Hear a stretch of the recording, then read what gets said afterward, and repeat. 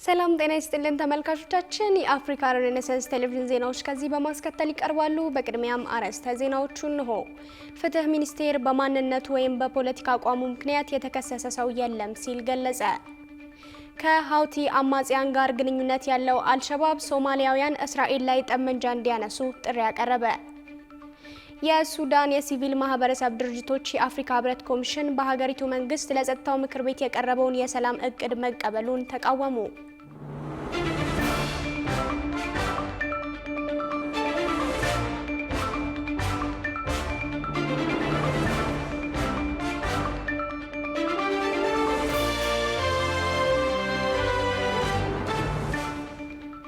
ተመልካቾቻችን በያላችሁበት የዓለም ጥግ ሰላምታችን ይድረስ። ይህ የአፍሪካ ሬኔሳንስ ቴሌቪዥን የዜና ሰዓት ነው።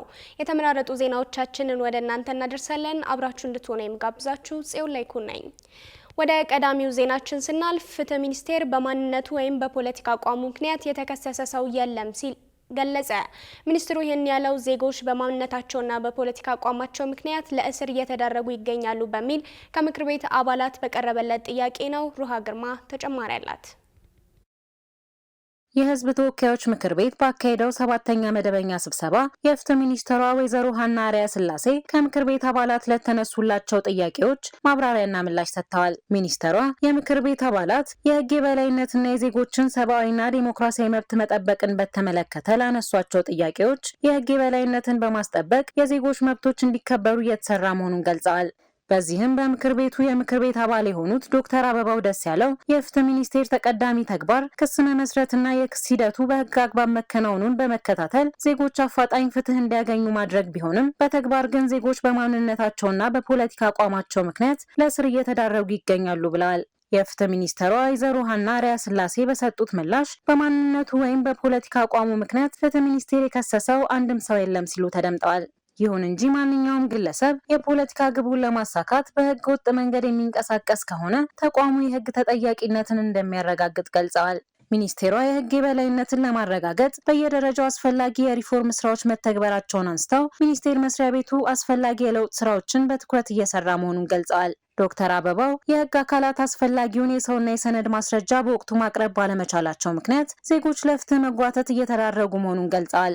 አክለውም በማረሚያ ቤቶች የዜጎች ሰብአዊና ዲሞክራሲያዊ መብቶች እየተጣሱ መሆናቸውን ጠቅሰው ሚኒስቴሩ በዚህ ላይ ምላሽ እንዲሰጥ ጠይቀዋል። ሚኒስቴሯ ፍትህ ሚኒስቴር ምስክርነት ባለማቅረቡ ምክንያት የተቋረጠም ሆነ የዘገየ የፍትህ ሂደት የለም ብለው ሆኖም ተጠርጣሪዎቹ የተከሰሱበት የወንጀል ጉዳይ በመሆኑና የተረጋገጠ ማስረጃ ማቅረብ ስለሚገባ በሂደቱ ላይ መዘግየቶች ሊኖሩ እንደሚችሉ አስረድተዋል። ከማረሚያ ቤቶች አያያዝ ጋር ተያይዞ ለተነሳላቸው ጥያቄ ምላሽ የሰጡት ሚኒስትሯ ከለውጡ በፊት በማረሚያ ቤቶች ጉልህ የሰብአዊ መብት ጥሰቶች ይስተዋሉ እንደነበር አንስተዋል። አሁን ላይ ግን ሰፊ የሪፎርም ስራዎች ከተከናወነባቸው ተቋማት መካከል ማረሚያ ቤት አንዱ መሆኑንና ለአባላቱን በቂ ስልጠናና ግንዛቤ መስጠቱን ገልጸዋል። ከሀውቲ አማጽያን ጋር ግንኙነት ያለው አልሸባብ ሶማሊያውያን እስራኤል ላይ ጠመንጃ እንዲያነሱ ጥሪ ያቀረበ። ባሳለፍነው ሳምንት እስራኤል ለሶማሊላንድ የሀገርነት እውቅና የሰጠች የመጀመሪያው ሀገር መሆኗን ተከትሎ አልሸባብ የሶማሊላንድ መሪዎች ከሃዲ ሲል ሶማሊያውያንን ደግሞ እስራኤል ላይ ጠመንጃ እንዲያነሱ ጠይቋል። በዝርዝር ይቀርባል። Before anything else, I want you to know that I'm signing now, as we speak, Israel's official recognition of Somaliland. የፈረንጆቹ 2025 ዓመትን ለማጠናቀቅ ቀናት ሲቆጠሩ ከመካከለኛው ምስራቅ አካባቢ ታሪካዊ ሊባል የሚችል ክስተት ተፈጠረ። ከድፍን 30 ዓመታት በላይ ራሷን ስታስተዳድርና የሀገርነት እውቅናን ፍለጋ የሀገራትና የዓለም አቀፍ ተቋማትን ደጅ ደጋግማ ስታንኳኳ የቆየችው የአፍሪካ ቀንዷ ግዛት ሶማሊላንድ በመካከለኛው ምስራቋ ሀያል ሀገር እስራኤል እንደ ሀገር እንድትቆም ተፈረመላት። ይህ ክስተት ሶማሊያን፣ ፍልስጤምና ግብጽን፣ ቱርክን ጨምሮ የተለያዩ ሀገራትን ብሎም እንደ አፍሪካ ህብረት ያሉ ተቋማትን ግንባር ያስቋጠረና ያልታሰበ የሚመስል ክስተት ሆኖ አልፏል። በዚህ የእስራኤል ውሳኔ ሶማሊላንዳውያን ጮቤ ቢረግጡ፣ ሶማሊያውያን ለተቃውሞ አደባባይ ቢወጡ፣ ግብጽና ፍልስጤማውያን ቢቆጡ የሚጠበቅ የዲፕሎማሲ ሁኔታ ቢሆንም ሰሞነኛው የአሸባሪው አልሸባብ እስራኤል ላይ ጦር የማዝመት ጥሪ ግን አነጋጋሪ ሆኗል። አልሸባብ በቡድኑ ቃል አቀባይ በኩል ባስተላለፈው የተንቀሳቃሽ ምስል መልእክት ሶማሊያውያን ማንኛውንም የሰለጠነና መሳሪያ ያለው በተለይም ወጣቶች ካሉበት ቦታ ሆነው በእስራኤል ላይ ጦርነት መጀመር አለባቸው ያለ ሲሆን መሳሪያም ሆነ ስልጠና ለሌላቸው ደግሞ ቡድኑ የሚያስፈልጋቸውን ለማቅረብ ዝግጁ መሆኑን አሳውቋል። የአሸባሪው አልሸባብ ቡድን ቃል አቀባይ ሼህ አሊ መሐሙድ ራጌ ወይም አሊ ዳሂር ባስተላለፉት በዚህ መልእክት የሶማሌላንድ መሪዎች ከሃዲ በማለት በሶማሊያ ሕዝብ ላይ ቅኝ ግዛትን ጋብዘዋል ሲሉ መክሰሳቸውን ቢቢሲ ዘግቧል። አልሸባብ እውቅናውን የተቃወመው የሶማሊያንን አንድነት የሚከፋፍልና የቅኝ ግዛት እርምጃ ነው በሚለው ቢሆንም የአልሸባብ ስጋት የሶማሌላንድ እውቅና ብቻ ሳይሆን እስራኤል በሶማሌላንድ የቀይ ባህር ዳርቻዎች ታቋቁመዋለች የተባለውን የጦር ሰፈር በሚመለከት ሊሆን ይችላል። የእስራኤል የሶማሌላንድ እውቅና በተበሰረበት ሰሞን የወጡ መረጃዎች ለአብነትም የኤምሬቶቹ ዘናሽናል ጋዜጣ እስራኤል ለምን ቀዳሚዋ የሶማሌላንድ እውቅና ሰጪ ሀገር ሆነች በሚል ባወጣው የትንተና ዘገባ በዋሽንግተን ኢንስቲትዩት የሚድል ኢስት ፒስ ፕሮሰስ ፕሮጀክት ዳይሬክተር ዴቪድ ማኮቭስኪን ሀሳብ ሲያሰፍር እስራኤል ዛሬ ለሶማሊላንድ እውቅና መስጠቷ በቀጥታም ይሁን በተዘዋዋሪ ከየመን በሚወነጨፉት የሀውቲ ድሮኖችና ሚሳኤሎች ላይ የአጸፋ እርምጃ ለመውሰድ በኤደን ባህረ ሰላጤ ማዶ የሚገኙ ወታደራዊ ተቋማትን ለመጠቀም በር ይከፍትላት ይሆናል የሚል ሀሳብ እንዳላቸው ይገልጻል። የዚህን ግምት ወደ እውነታነት መጠጋት ያረጋገጠ ሀሳብ የተሰማው ደግሞ ከሶማሊያው ፕሬዝዳንት ሀሰን ሼህ መሐመድ ነው። ፕሬዝዳንቱ ሶማሌላንድን እውቅና ለማግኘት ስትል ፍልስጤማውያንን ለማስፈርና የእስራኤልን የጦር ሰፈር ለማስተናገድ ተስማምታለች ሲሉ በመናገር እስራኤል በሶማሌላንድ የጦር ሰፈር ይኖራታል የሚለውን ጭምጭምታ በፕሬዝዳንትነት ደረጃ ተናግረውታል። ከዚህ ቀደም ትራምፕ የሚመሩት የአሜሪካ መንግስት ለሶማሌላንድ እውቅና ይሰጣል ተብሎ ሲጠበቅ የሚሰጡት ምክንያቶች በተለይም በእስራኤልና ጋዛ ጦርነት ወቅት ወደ እስራኤል የሚጓዙ መርከቦችን በዘጋው የየመኑ ሀውቲ አማጺ ላይ ለሚደረገው ጦርነት የሶማሌላንድ የባህር ዳርቻዎች ለምዕራቡ ዓለም አዲስ ስትራቴጂካዊ መሰረት ያስገኛል ከሚል እሳቤ የተነሳ እንደነበር ይገለጻል። ታዲያ ይህ የእስራኤል በሶማሌላንድ የጦር ሰፈር የመገንባት ሁኔታ ከሀውቲ አማጺያን ጋር ጥምረት እንዳለው ለሚነገርበት አልሸባብ ጥሩ ዜና የሚሆን አይደለም። አልሸባብና የሀውቲ አማጺያን በእስልምና አይዲዮሎጂያቸው የተለያዩ ቢሆኑም ከቅርብ ዓመታት ወዲህ የየመኑ ሀውቲ አልሸባብን ከከባድ መሳሪያ አንስቶ እስከ ድሮን እንደሚያስታጥቅ ከመሰማቱ ባሻገር ቡድኖቹ የኤደን ባህረ ሰላጤን በሁለት አቅጣጫ ወደ መክበብ እየገቡ መሆኑን አፍሪካን ሴንተር ከዚህ ቀደም አውጥቶት የነበረው ጥናት ያሳያል። በመሆኑም የእስራኤል በሶማሌላንድ የጦር ሰፈር መገንባት ወሬዎች እውነት የሚሆኑ ከሆነ በሀውቲ ይደገፋል የሚባለው አልሸባብም ሆነ የሀውቲ አማጺያን በእስራኤል ከበባ ውስጥ ሊሆኑና የህልውና ጥያቄ ውስጥ የመግባት እድላቸውም ከፍተኛ ሊሆን እንደሚችል ይጠቆማል። የሱዳን የሲቪል ማህበረሰብ ድርጅቶች የአፍሪካ ህብረት ኮሚሽን በሀገሪቱ መንግስት ለጸጥታው ምክር ቤት የቀረበውን የሰላም እቅድ መቀበሉን ተቃወሙ። ድርጅቶቹ ይህ የህብረቱ እርምጃ ቀደም ሲል ከነበረው ቀጠናዊ ስምምነት የወጣ አደገኛ አቅጣጫ መሆኑንና የተቋሙን ወገንተኛነት የሚያሳይ ነው ሲሉ ወቅሰዋል። ጌታውን አበበ ተጨማሪ አለው። የአፍሪካ ህብረት ኮሚሽን ሊቀመንበር መሐመድ አሊ ዩሱፍ የሱዳኑ ጠቅላይ ሚኒስትር ካሚል ኢድሪስ ለተባበሩት መንግስታት ድርጅት የጸጥታው ምክር ቤት ያቀረቡትን የሰላም ጥሪ ባሳለፍነው ማክሰኞ በበጎ ጎን ተቀብለውታል።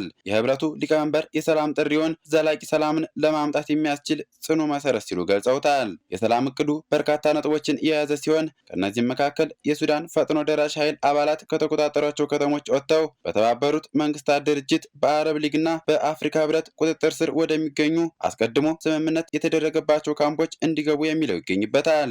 በተጨማሪም ጥሪውን እነዚህን ኃይሎች በዓለም አቀፍ ታዛቢዎች ፊት ትጥቅ የማስፈታት ሂደት እንዲጀመርና የጦር መሳሪያዎች በድጋሚ እንዳይንቀሳቀሱ ዋስትና እንዲሰጥ ይጠየቃል። ይሁንና በቀድሞው ጠቅላይ ሚኒስትር አብደላ ሐምዶክ የሚመራው የአብዮታዊ ኃይሎች ሲቪል ዲሞክራሲያዊ ጥምረት ረቡዕ ዕለት የአፍሪካ ህብረት ኮሚሽነር መሐመድ አሊ ዩሱፍ የወሰኑትን ውሳኔ ተችቷል። ጥምረቱ የኮሚሽነሩ ድጋፍ የአፍሪካ ህብረት አመራሮች በፖርት ሱዳን ለሚገኘውና በሰራዊቱ ለሚመራው መንግስት የሚያሳዩት የተለመደ ወገንተኝነት አካል ነው ሲልም ነው የከሰሰው። የጥምረቱ ቃል አቀባይ ኡስማን አብድራህማን ሱሊማን ለሱዳን ትሪቡን እንደተናገሩት ኮሚሽኑ አሁን በፖርት ሱዳን ለሚገኙ ባለስልጣናት ቀጥተኛ ድጋፍ እየሰጠ መሆኑን ጠቁመው ይህም ስለ ተቋሙ ታማኝነት መሰረታዊ ጥያቄዎችን እያስነሳል ብለዋል። ሱሊማን አክለውም ኮሚሽኑ ወታደራዊ አገዛዝን ለማጠናከር ያለመና የአዛዦችን በስልጣን ላይ የመቆየት ፍላጎት የሚያበረታታ ተነሳሽነትን በመደገፍ የሀገሪቱን የፖለቲካ ምህዳር ይበልጥ እንዲወሳሰብ እያደረገ ነው ሲሉ ተጠያቂ አድርገዋል።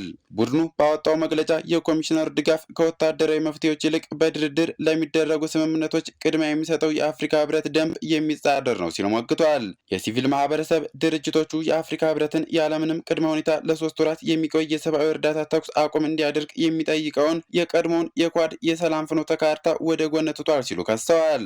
ከዚህ በተጨማሪም የአፍሪካ ህብረት የሱዳንን ቀውስ መሰረታዊ መንስኤዎች ወደሚፈቱ የስራ ማዕቀፎች እንዲመለስ ጥሪ ያቀረበ ሲሆን በማናቸውም ተፋላሚ ወገኖች ላይ የሚታይ አድሎ የሱዳን ህዝብ በቀጠናዊ ተቋማት ላይ ያለውን እምነት እንደሚሸረሽር አስጠንቅቀዋል። በተጨማሪም ኮሚሽኑ የራሱን ገለልተኝነት በመተው ለገዢው አካል የፖለቲካ ከለላ እየሰጠ ነው ሲሉ ወቀሳ ማቅረባቸውን ሱዳን ትሪቡን አስነብቧል።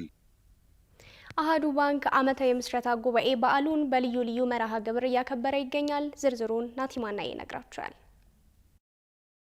አሃዱ ባንክ ከኢትዮጵያ ብሔራዊ ባንክ ህጋዊ ሰውነት ያገኘበትና የባንኩን የምስረታ ጉባኤ ያከናወነበትን ዕለት በማስመልከት በክብር እናገለግላለን ከልባችን እናመሰግናለን በሚል መሪ ቃል የምስጋና ሳምንቱን እያከናወነ እንደሚገኝ የአሃዱ ባንክ የማርኬቲንግና የኮሙኒኬሽን ዳይሬክተር አቶ አብይ መልካ ለጣቢያችን ገልጸዋል። ክቡራን ደንበኞቻችን አሃዱን እዚህ የተመሰረተበት ቀን ላይ እንግዲህ ለማድረስ ላለፉት 3 ዓመት በላይ አገልግሎት በመስጠት ወደ ህብረተሰቡ እንዲደርስ ከፍተኛውን ድርሻ የተወጡ ደንበኞቻችንን እኛን አምናችሁ እኛ ጋር ለመገልገል ስለመጣችሁ እናመሰግናለን፣ አብራችሁን በመሆናችሁ እናመሰግናለን እያል በተለያዩ ዝግጅቶች የደንበኛ ሳምንት በማክበር ላይ እንገኛለን። ከታህሳስ እስከ 24 ድረስ ያ ማለት ከሰኞ እስከ የሚቀጥለው እስከ ነገ አርብ ድረስ በተለያዩ ሁኔታ ባሉን 105 ቅርንጫፎች በሙሉ በማክበር ላይ እንገኛለን። ከሰኞ ታህሳስ 20 ጀምሮ እስከ ታህሳስ 24 ቀን 2018 ዓ.ም በዘለቀው የደንበኞች የምስጋና ሳምንት ባንኩ የተለያዩ ማህበራዊ ኃላፊነቶቹን እየተወጣ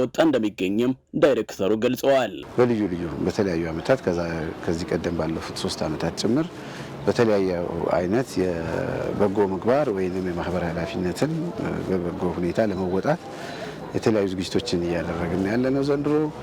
እነዛ ዝግጅቶች መካከል በብዙ ዝግጅቶች አሉት። ቅድም እንዳልኩት ከዛ መሀል አንደኛው የአእምሮ ህሙማንና አረጋውያንን ወድቀው ያሉ ዜጎቻችንን ወድቀው ያሉ ወገኖቻችንን በተሻለ አቅም የማገዝን የመርዳት ስራ ነው። ይሄን በትናንትናው ዕለት በሰሊሆም የአእምሮ ህሙማንና አረጋውያን መርጃ ተቋም በመገኘት የምሳ ማብላት ፕሮግራም አዘጋጅተናል። እንዲሁም ተጨማሪ እገዛ የገንዘብ ድጋፍ አድርገናል።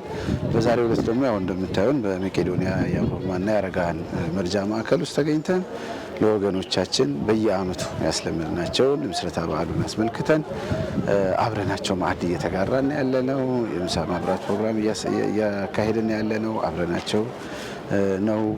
ይሄንን እናደርገውና አሃዱ ባንክ ሁልጊዜም በማህበራዊ ኃላፊነትን ከመወጣት አንጻር ብቻ ሳይሆን መርሁ ራሱ ሰው ተኮር ነው። ባንኩ ሰበታ ለሚገኘው ጌቴሰማኒ ቤተ ደናግል ጠበባት ገዳም የገንዘብና አይነት ድጋፍ ያደረገ ሲሆን በተጨማሪም ባንኩ ከአንድ የግብረሰናይ ተቋም ጋር በመተባበር ለችግር የተጋለጡ ልጆችን ለማገዝ አንድ ልጅ በአንድ ቅርንጫፍ የተሰኘ የበጎ ፍቃድ ስራ በመከወን ላይ እንደሚገኝም አስታውቀዋል። አሃዱ ባንክ ዓመታዊ ምስረታ ጉባኤ በዓሉን ነገም ሲቀጥል ከብሔራዊ የደም ባንክ አገልግሎት ጋር በመተባበር የደም ልገሳ መርሃ ግብሩን በባንኩ ቅርንጫፎች እንደሚያከናውንም አስታውቀዋል። ክቡራትና ክቡራን ተመልካቾቻችን አሁንም የአፍሪካ ሬኔሳንስ ቴሌቪዥን ዜናዎች እንደቀጠሉ ናቸው። ወደ ቀጣዮቹ ጉዳዮቻችን ከመሻገራችን በፊት ይፋዊ የማህበራዊ ገጾቻችንን እንድናስታውሳችሁ ወደድን። በቴሌቪዥን ስርጭት ያለፋችሁ ፕሮግራሞቻችንን ከ1.8 ሚሊዮን በላይ ሰብስክራይበሮች ባሉት አርትስ ቲቪ ወርልድ የዩቲዩብ ገጻችን በኩል ልትከታተሉን ትችላላችሁ። በተጨማሪም በርካታ ተከታዮችን ባፈራንባቸው በፌስቡክ፣ በቀድሞ ትዊተርና በአሁኑ ኤክስ እንዲሁም በቲክቶክና ኢንስታግራም ገጾቻችን በኩል ቤተሰብ መሆን ትችላላችሁ። ከቆይታ በኋላ የጋቦን መንግስት በ35ኛው የአፍሪካ ዋንጫ ምንም ነጥብ ሳያስመዘግቡ ከምድቡ የተሰናበቱትን የጋቦን ብሔራዊ ቡድን አባላትን ማገዱን ጨምሮ የተመራረጡ ስፖርታዊ መረጃዎችን ወደ እናንተ እናደርሳለን። ይጠብቁን። ገዳ ባንክ የነዳጅ ክፍያ ለመፈጸም የሚያገለግል መተግበሪያና የሞባይል ፖስ አገልግሎት አስጀመረ። ባንኩ ኦምኒ ቻናል በመጠቀም ደንበኞች በኪውአር ኮድ ወይም ዩኤስኤስዲ ፑሽ በመጠቀም ነዳጅ ያለምንም እንከን በቀላሉ መክፈል የሚችሉበትን አሰራር አስጀምሯል። ሷሊ መሐመድ ተጨማሪ አለው። በየዕለቱ እየተሻሻለና አዳዲስ ፈጠራዎችን እያበረከተ የመጣው ቴክኖሎጂ የሰው ልጆችን የዕለት ተዕለት ተግባር ቀላል ከማድረጉ ባሻገር ቀልጣፋና ምቹ አገልግሎትን ለማስገኘት ይረዳል። በተለይ ደግሞ በቴክኖሎጂ የታገዘ የዲጂታል ስርዓት በኢትዮጵያ ብሎም በአፍሪካ ያለው ተደራሽነት በጣም ዝቅተኛ ስለመሆኑ ይነገራል። ከዲጂታል የግብይት ስርዓት ጋር የተገናኙ የቴክኖሎጂ ውጤቶችን መጠቀም ደግሞ የገንዘብ ደህንነት ከማስጠበቅ አንጻር ያላቸው ሚና ከፍተኛ መሆኑ ይነገራል። ገዳ ባንክ ቀልጣፋና ምቹ አገልግሎትን ለማስገኘት ይረዳል ያለውን የነዳጅ ክፍያ ለማስፈጸም የሚያገለግል መተግበሪያና የሞባይል ፖስ አገልግሎት አስጀምሯል። 3ኛ ዓመቱን የምስረታ በዓል እያከበረ የሚገኘው ገዳ ባንክ የነዳጅ ክፍያ ለማስፈጸም የሚያገለግልና በአገልግሎት መስጫ ስፍራዎች የክፍያ ማስፈጸሚያ ፖስ ማሽን በዛሬው ዕለት ወደ ስራ አስገብቷል። ገዳ ባንክ ባለፈው 1 ዓመት የተለያዩ የዲጂታል አገልግሎቶችን ይፋ ማድረጉንና ከነዚህ የዲጂታል አገልግሎቶች አንዱ በሆነው ገዳ ዲጂታል አማካኝነት አገልግሎቱን ማግኘት እንደሚቻል ተነግሯል። የገዳ ባንክ ዋና ስራ አስፈጻሚ ዋሌ ቡልቶ ገዳ ባንክ ከጅምሩ ጀምሮ በዲጂታል ባንኪንግ የተሟላ የባንክ አገልግሎት እየሰጠ መቆየቱን ገልጸው አሁንም ከጊዜ ወደ ጊዜ እየተሻሻለ መምጣቱን ገልጸዋል። ገዳ ባንክ ከጅምሩ ጀምሮ የተሟላ የባንክ አገልግሎት ሲሰጥ እንደነበረ ይታወቃል። በተለመደው በኮንቬንሽናል ባንኪንግ እንደዚሁም ከወለድ ነጻ በሆኑ የባንክ አገልግሎቶች የተሟላ የባንክ አገልግሎት ስንሰጥ ነበረ። ከዛም በመቀጠል በዲጂታል ባንኪንግ እንደዚሁ የተሟላ የባንክ አገልግሎት እንዲሆን ከጊዜ ወደ ጊዜ እየጨመርን እያሻሻልን የመጣንበት ሁኔታ አለ። ከዚህም በተጨማሪ በኮሚኒቲ ባንኪንግ ባንካችን ፓዮኒር ነው በዚህ ሰርቪስ። በዚህ በኩልም እንደዚሁ አገልግሎት ስንሰጥ ቆይተናል። ባንኩ ከተመሰረተና ስራ ከጀመረ አጭር ጊዜም ቢሆን በዚህ ጊዜ ውስጥ ቅድም ያነሳቸውን የተሟላ የባንክ አገልግሎት ስንሰጥ ቆይተናል ማለት ነው። ገዳ ባንክ የስራ ሂደቶቹን የተሻለ ከማድረግን ባሻገር በዲጂታል አገልግሎቶች ደንበኞችን ምቾት መጨመር ላይ ትኩረት አድርጎ እየሰራ መሆኑን ተናግረዋል። በመርሃ ግብሩ ባንኩ ከአመት ወደ አመት 105 በመቶ እድገት እያሳየ መሆኑን አክለዋል። በዚህ ጊዜ ውስጥ የገዳ ባንክ አጠቃላይ የፋይናንስ አቋም ስንገመግመው በትልቁ ሰፋ ያለ ትልቅ እድገት ያስመዘገበበት ነው። አጠቃላይ ከገዳ ባንክ ሀብት አንጻር ስንወስደው ከ105% በላይ ከአመት ወደ አመት እድገት ያሳየበት ሁኔታ አለ። በትናንትናው ቀን ሂሳብ የዘጋንበትን ስናየው ከ15 ቢሊዮን በላይ የደረሰበት ሁኔታ አለ። ይሄ ቅድም እንዳልኩት ከተመሳሳይ አመት ጋራ ተመሳሳይ ዲሰምበር ላስት ይር ጋር ስናይ የ105% እድገት የታየበት ነው። ባንኩ ያስቀመጣቸውን አብዛኞቹ እቅዶቹን ማሳካት መቻሉም ተነግሯል። ሙስናን ለመከላከል ይረዳል የተባለ አደራ የተሰኘ ድረገጽ በይፋ ስራ መጀመሩ ተነገረ። የኢትዮጵያ ኢንቨስትመንት ሆልዲንግስ በሚያስተዳድራቸው ከ40 በላይ የመንግስት የልማት ድርጅቶች ውስጥ የሚከሰቱ የሙስና ድርጊቶችን መጠቆሚያ ስርዓት ወይንም ድህረ ገጽ ይፋ አድርጓል። ይህ ድረገጽና መተግበሪያ አደራ የተሰኘ ሲሆን በዘመናዊ ቴክኖሎጂ የታገዘ ግልጽነትና ተጠያቂነትን የሚያሰፍን መሳሪያ ሲሆን በተለይም በመንግስት የልማት ድርጅቶች ውስጥ የሚኖሩ ብልሹ አሰራሮችን ለመቀነስ ያለው ሚና ከፍተኛ ነው ተብሎ ይጠበቃል ሲሉ የኢትዮጵያ ኢንቨስትመንት ሆልዲንግስ ምክትል ዋና ስራ አስፈጻሚ የሆኑት አቶ ሀብታሙ ኃይለ ሚካኤል ተናግረዋል። መተግበሪያው ሰዎች በተቋማት የሚያጋጥማቸውን ብልሹ አሰራር በአካል መጥተው መንገድ ሳይጠበቅባቸው ባሉበት ሆነው ጥቆማ መስጠት የሚያስችል ነው የተባለ ሲሆን በርካታ ሰዎች በአካል መጥተው በተቋሞች ላይ የሚያጋጥማቸውን የሙስናና ብልሹ አሰራር ለመጠቆም የሚያመነቱት ለደህንነታቸው በማሰብ ስለሆነ ይህንን ቴክኖሎጂ በመጠቀም ያለምንም ስጋትና ፍራቻ በድፍረት ያሏቸውን መረጃዎች እንዲያጋሩ ያስችላል። የኢትዮጵያ ኢንቨስትመንት ሆልዲንግስ የኢትዮጵያ አየር መንገድና ኢትዮ ቴሌኮም የመሳሰሉ ግዙፍ ተቋማትን ጨምሮ ወደ 40 የሚጠጉ የልማት ድርጅቶችን በስሩ ያስተዳድራል። ሲንቄ ኢንቨስትመንት ባንክ በኢትዮጵያ ታሪክ 5ኛው የኢንቨስትመንት ባንክ በመሆን ከኢትዮጵያ የካፒታል ገበያ ባለስልጣን ፍቃድ ተሰጠው። የኢንቨስትመንት ባንኩን መቋቋምና የስራ ፍቃድ ማግኘት ሲንቄ ግሩፕ ብለን ከመሰረትነው ተቋም 3ኛው ልጅ ተወልዷል ሲሉ የገለጹት የሲንቄ ባንክ ፕሬዝዳንት አቶ ነዋይ መገርሳ ሌንጂሶ 4ኛውን በቅርቡ ይመጣል በማለት ደንበኞች በጉጉት መጠበቅ እንዳለባቸው የሚጠቁም ንግግር አሰምተዋል።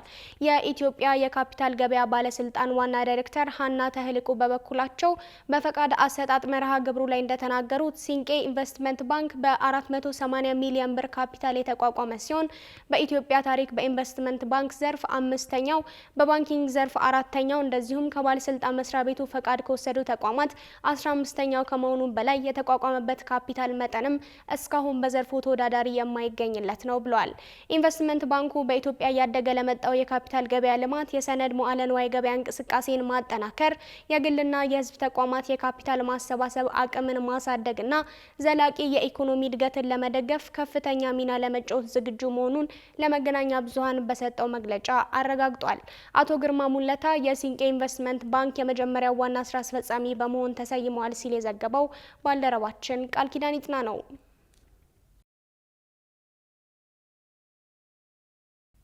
ክቡራን ተመልካቾቻችን አሁን የቼልሲው ጣሊያናዊ አሰልጣኝ ኤንዞ ማሬስካና የክለቡ እህል ውሃ ማብቃቱን ጨምሮ የተመራረጡ ስፖርታዊ መረጃዎችን ወደ እናንተ የምናደርስበት ሰዓት ላይ ደርሰናል።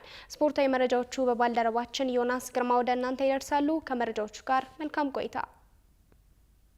ከአፍሪካ ሬኔሳንስ ቴሌቪዥን የሰዓቱን ስፖርታዊ መረጃዎች ይዘን መተናል። መረጃዎቻችንን ከሀገር ውስጥ እናስቀድማለን። ከአሰልጣኙ ጋር በይፋ የተለያየው ኢትዮጵያ ቡና መቻልን አሸነፈ።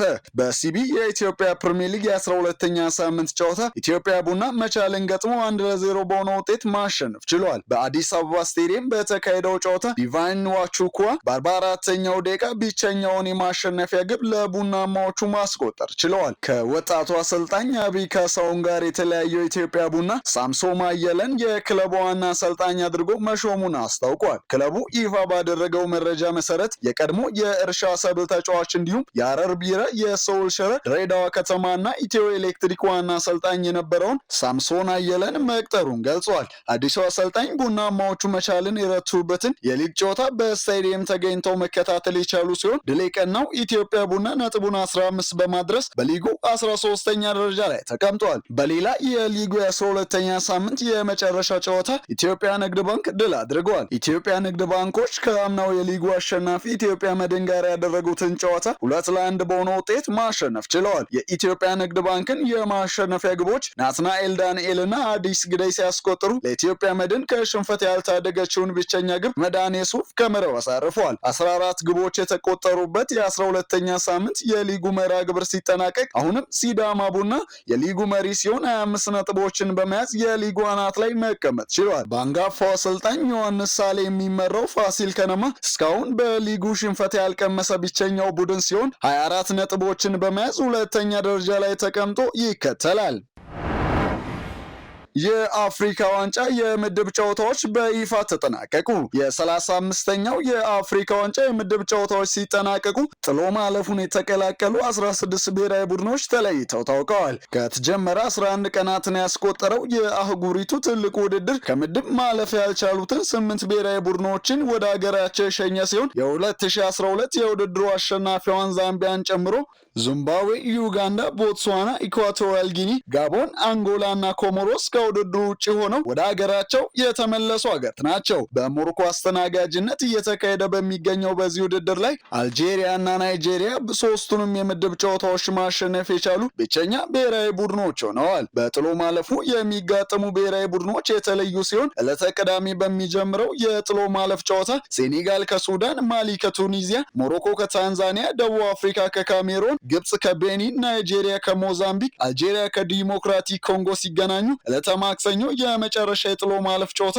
ኮትዲቫርን ከቡርኪና ፋሶ የሚያገናኝ ይሆናል። እስካሁን በተደረጉ 3 የምድብ ጨዋታዎች ከፍተኛ ግብ አስቆጣሪዎች በመሆን የሞሮኮ ተጫዋቾች የሆኑት የሪያል ማድሪዱ ተጫዋች ብራሂም ዲያዝ እና በውድድሩ ላይ 2 የመቀስ ምት ግቦችን ያስቆጠረው የአገሩ ልጅ አልካቢ በ3 ግቦች ሲመሩ የአልጄሪያው ኮከብ ሪያድ ማሬዝም በተመሳሳይ በውድድሩ ላይ 3 ግቦችን ማስቆጠር ችለዋል። ከአፍሪካ ዋንጫው ውጤት ጋር በተያያዘ ዛሬ በተሰማ አስገራሚ መረጃ የጋቦን መንግስት ብሔራዊ ቡድን ማገዱ ተሰምቷል። የጋቦን ብሔራዊ ቡድን በአፍሪካ ዋንጫ ያደረጋቸውን 3 የምድብ ጨዋታዎች ተሸንፎ ያለምንም ነጥብ ከውድድሩ መሰናበት ይታወሳል። ብሔራዊ ቡድኑ ያስመዘገበው ደካማ ውጤት የጋቦን መንግስት ባለስልጣናትን ክፉኛ ማስቆጣቱ ተገልጿል። ይህንን ተከትሎ የጋቦን መንግስት ለውጤቱ መጥፋት ኃላፊነት አለባቸው ያላቸውን የአሰልጣኝ ቡድን አባላት በማፍረስ መበተኑ ተነግሯል። በተጨማሪም የሀገሪቱ መንግስት ብሔራዊ ቡድኑን ላልተወሰነ ጊዜ ማገዱንም በዛሬው ዕለት ይፋ አድርጓል። በ19ኛ ሳምንት የእንግሊዝ ፕሪሚየር ሊግ የበዓል ሰሞን ጨዋታ ማንቸስተር ሲቲ በሜዳው አንድም ጨዋታ ካልተሸነፈው ሰንደርላንድ እንዲሁም ሊቨርፑል ከሊድስ ዩናይትድ የሚያደርጉት ጨዋታ ይጠበቃል። ባለፉት ጥቂት ሳምንታት ከአርሴናል ቀድሞ እየተጫወተ ለሰዓታትም ቢሆን ሊጉን የመምራት እድል ያገኘው ማንቸስተር ሲቲ ወደ 5 የሰፋውን የነጥብ ልዩነት ለማጥበብ ምሽት 5 ሰዓት ላይ ከሰንደርላንድ ጋር የሚጫወት ይሆናል። በማንቸስተር ሲቲ ቤት የኛው ዓመት የመጨረሻቸው ሊሆን እንደሚችል ፍንጭ እየሰጡ የሚገኙት አሰልጣኝ ፔፕ ጋርዲዮላ የአዲሱን ዓመት የመጀመሪያ ጨዋታ በድል ለማጠናቀቅ በስታዲየም ኦፍ ላይት በሚደረገው የ19ኛ ሳምንት የእንግሊዝ ፕሪሚየር ሊግ መርሃ ግብር ከጥቋቁር ድመቶቹ ከባድ ፈተና ይጠብቃቸዋል ተብሏል። በተለይ ከ7 ዓመታት በኋላ ወደ ፕሪሚየር ሊጉ የተመለሰው ሰንደርላንድ በዚህ ዓመት በሜዳው አንድም ጨዋታ ለመሸነፉ የውሃ ሰማያዊ ለባሾቹን ፈተና ከባድ ያደርግባቸዋል ተብሎ ይጠበቃል። ያለፉትን 2 ወራት ወጥ የሆነ ብቃት ማሳየታቸውን የተናገሩት ስፔናዊ አሰልጣኝ ፔፕ ጋርዲዮላ የዛሬው ጨዋታ ከመሪው አርሰናል ጋር ያለውን የነጥብ ልዩነት ለማጥበብ ብቻ ሳይሆን ለሶስተኛ ተከታታይ ወር በወጥነት ለመጓዝም ስንቅ የምንይዝበት ነው በማለት ተናግረዋል። ሲቲ በሁሉም ጨዋታዎች 9ኛ ተከታታይ ድሉን ለማስመዝገብ ወደ ሜዳ በሚገባበት የምሽቱ ጨዋታ ጉዳት የነበረባቸው ሮድሪና ጀረሚ ዶኩ ሊሰለፉ ይችላሉ የተባለ ሲሆን ጆን ስቶንስ እና ኦስካር ቦብ ግን አሁንም በጉዳት ከስብስቡ ውጪ መሆናቸው ተነግሯል። በአፍሪካ ዋንጫ ምክንያት 6 ተጫዋቾቹን ያጣው ሰንደርላንድ በበኩሉ በቀድሞ የአርሴናል አማካይ ግራኒት ዣካ አምበልነት እየተመራ ወደ አሸናፊነት ለመመለስ ይጫወታል። ለማንቸስተር ሲቲ ጥሩ ዜና ሁለቱ ቡድኖች እርስ በርስ ባደረጓቸው ያለፉት 5 ጨዋታዎች ማንቸስተር ሲቲ ሁሉንም በማሸነፍ የበላይነት አለው። በሌላ ጨዋታ ምሽት 2:30 ላይ ሊቨርፑል በሜዳው አንፊልድ ሊድስ ዩናይትድን ያስተናግዳል። 3 ተከታታይ የሊግ ጨዋታዎችን ያሸነፈው የሜርሲሳይዱ ክለብ ገብቶበት ከነበረው የውጤት ቀውስ እያገገመ ሲሆን ዛሬም ለአራተኛ ተከታታይ ድል ከዮርክሻየሩ ክለብ ሊድስ ዩናይትድ ጋር የሚጫወት ይሆናል። መሐመድ ሳላን በአፍሪካ ዋንጫ ምክንያት አሌክሳንደር ኢዛቅን ደግሞ በጉዳት ያጡት አሰልጣኝ አርነ ስሎት 3ኛ ደረጃ ላይ ከተቀመጠው አስቶን ቪላ ጋር ያለውን የነጥብ ልዩነት ለማጥበብ የሚጫወት ይሆናል። ሊቨርፑል ምንም እንኳን ወደ አሸናፊነት ይመለስ እንጂ አሁንም በመከላከሉ በርካታ ችግሮች እንዳሉበት ይነገራል። በምሽቱ ጨዋታ በቀድሞ የኤቨርተን አጥቂ ዶሚኒክ ካልቨርት ሌዊን የሚመራው የሊድስ ዩናይትድ የፊት መስመር ለደካማው የሊቨርፑል ተከላካይ ትልቅ ፈተና እንደሚሆን ይጠበቃል። እንግሊዛዊ አጥቂ ባለፉት 6 ጨዋታዎች 7 ግቦችንም ማስቆጠር ችሏል። ክሪስታል ፓላስ ከፉላም በተመሳሳይ ምሽት 2:30 እንዲሁም ብሬንትፎርድ ከቶተንሃም ሆትስፐርስ ምሽት 5 ሰዓት ላይ የሚደረጉ ሌሎች የሊጉ ጨዋታዎች ናቸው። ጣሊያናዊው የዓለም ሻምፒዮን አሰልጣኝ ኤንዞ ማሬስካ ከቼልሲ መሰናበቱ ተገለጸ። ከምዕራብ ለንደን በተሰማ ድንገተኛ ክስተት የቼልሲው አሰልጣኝ ኤንዞ ማሬስካ ከክለቡ ጋር ያላቸው ቆይታ ማክተሙ ተሰምቷል። ክለቡን ለ2 ዓለም አቀፍ ዋንጫዎች ያበቁት ጣሊያናዊው አሰልጣኝ ከአመራሮች ጋር በፈጠሩት ከፍተኛ አለመግባባት ምክንያት በዛሬው ዕለት መሰናበታቸው ተገልጿል። በዛሬው ዕለት በስታንፎርድ ብሪጅ ውይይቶች ከተደረጉ በኋላ አሰልጣኙ ከክለቡ ጋር በስምምነት ለመለያየት መወሰኑን በርካታ ምንጮች ዘግበዋል። ምንም እንኳን ቼልሲ በአሁኑ ሰዓት በሊጉ ደረጃ ሰንጠረዥ 5ኛ ደረጃ ላይ ቢቀመጥም በታህሳስ ወር የታየው የውጤት ማሽቆልቆል ለአሰልጣኙ ስንብት ዋነኛ ምክንያት ሆኗል ተብሏል። ሰማያዊዎቹ ባለፉት 7 የሊግ ጨዋታዎች ማሸነፍ የቻሉት በአንዱ ብቻ ሲሆን ይህም ከሊጉ መሪ አርሰናል በ15 ነጥብ እንዲርቁ አድርጓቸዋል ተብሏል። ክለቡ ማሬስካን ለማሰናበት ዛሬ በወሰነበት ወቅት ተተኪ ማን ይሆናል የሚለው የበርካቶች ጥያቄ ሲሆን የቼልሲ አጋር ክለብ የሆነው የፈረንሳዩ ስትራስቡርግ አሰልጣኝ ሊያም ሮዝነሪ ቀዳሚው ተመራጭ ሆነው መቅረባቸው ተገልጿል። ከሮዝነር በተጨማሪም የቀድሞ የቼልሲ ኮከብ ሴስክ ፋብሪጋስ፣ የክሪስታል ፓላስ አለቃ ኦሊቨር ግላስነር እና ስፔናዊው የባርሴሎና የቀድሞ አሰልጣኝ ዣቪ ሄርናንዴስ ስማቸው ከክለቡ ጋር እየተነሳ የሚገኝ ሌሎች አሰልጣኞች ናቸው ተብሏል። የማሬስካ ስንብት በለንደኑ ክለብ ላይ ምን አይነት ለውጥ ይዞ ይመጣል የሚለው ጉዳይ አሁንም የበርካታ ስፖርት ቤተሰቦች መነጋገሪያ ሆኗል። ወደ ተመልካቾቻችን የአፍሪካ ሬኔሳንስ ቴሌቪዥን የሰዓቱ ዜናዎች የተከታተላችሁትን ይመስሉ ነበር። ስለሰጣችሁን ጊዜ ከልብ ያመሰገንን። ከዜናዎቹ ጋር ጽዮን ላይ ቆይታ አድርጌያለሁ። ከቀሪ የጣቢያችን ዝግጅቶች ጋር መልካም ጊዜን ተመኘው።